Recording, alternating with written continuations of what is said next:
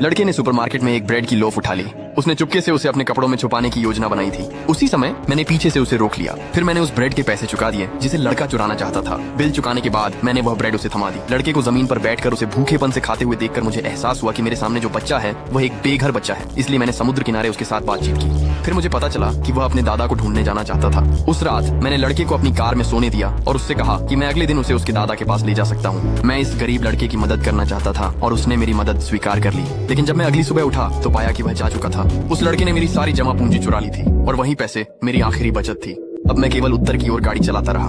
उस पल से मैं सचमुच बेघर हो गया था। ऐसा नहीं था कि मैं घर नहीं जाना चाहता था, बल्कि अब मेरा कोई घर ही नहीं था। मुझे नहीं पता था कि मेरा भविष्य कहाँ है और मुझे यह भी नहीं पता था कि क्या इस दुनिया में कोई ऐसी जगह है जो मुझे अपना लेगी। कुछ समय पहले ही मुझे उस फैक्ट्री से निकाल दिया गया था जहाँ मैं कई सालों से काम कर रहा था। मध्यम आयु में अपनी नौकरी खोना, ये झटका मुझे 1 महीने से भी ज्यादा समय तक घर पर उदास रख गया। जीवन की परेशानियां यही नहीं रुकी। मेरी बेटी जो अभी स्कूल में थी अचानक विद्रोही हो गई थी। वह अक्सर देर रात बाहर घूमने चली जाती थी और मेरी बातों को बिल्कुल भी गंभीरता से नहीं लेती थी। मेरी पत्नी की शिकायतें धीरे धीरे बढ़ने लगी और मेरे भीतर असफलता की भावना और भी गहरी होती गई। मुझे पता था कि मैं इस तरह और नहीं डूब सकता। अपने परिवार का पालन पोषण करना हमेशा मेरी जिम्मेदारी रही है। नए साल के पहले दिन की रात को मैंने खुद को प्रोत्साहित करने के लिए एक ग्रीटिंग कार्ड पर फिर से शुरुआत लिखा।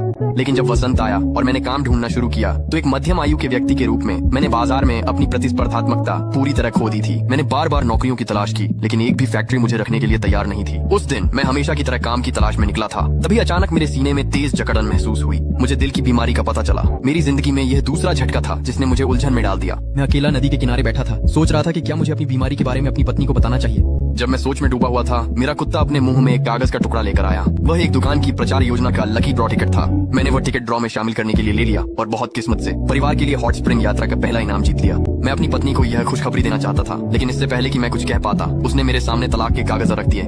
वह हमारी बेटी को लेकर अपने मायके जाने की योजना बना चुकी थी और उसके कहे शब्दों ने मुझे धीरे धीरे निराशा में डुबो दिया। मैंने तो हॉट स्प्रिंग यात्रा का जिक्र भी नहीं किया था कि मेरा परिवार बिखर गया। अचानक मुझे ऐसा लगा जैसे मैंने अपनी सारी दिशा खो दी है। मेरे हाथ में मौजूद विजेता टिकट मेरी जिंदगी का इकलौता प्रकाश स्तंभ बन गया। मैंने फैसला किया कि मैं गाड़ी चलाकर इनाम लेने जाऊंगा। अपने कुत्ते के साथ मैं अकेले ही उत्तर की ओर यात्रा पर निकल पड़ा।